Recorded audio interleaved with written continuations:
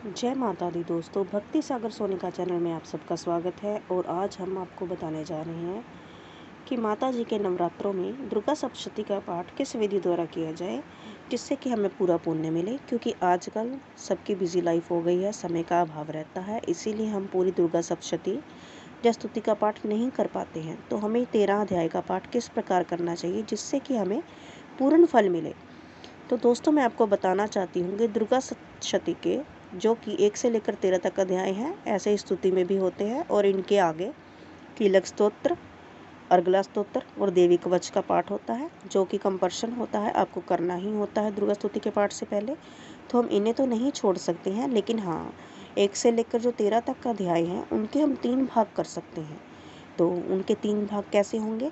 पहला अध्याय, जिसे मधु और कैटभ वध के नाम से जाना जाता है, और दूसरा, तीसरा और चौथा अध्याय इसको दूसरा पार्ट मान सकते हैं, और इसमें महिषासुर का वध बताया गया है।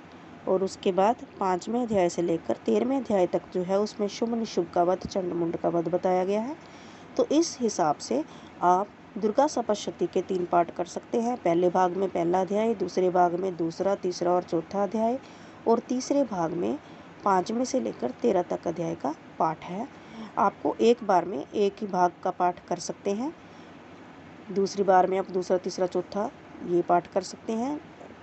लेकिन ये तीनों पाठ जब आप शुरू करेंगे तो इन तीनों को ही कंप्लीट करें। जैसे कि पहला पाठ शुरू किया तो एक ही अध्याय है, दूसरे पाठ में 2, 3, 4 अध्याय है, और तीसरे पाठ में 5 से लेकर 13 तक अध्याय है। इस तरह से इस पाठ को कंप्लीट करें, इससे आपका समय भी कम लगेगा और आपको पुण्य भी प्राप्त होगा।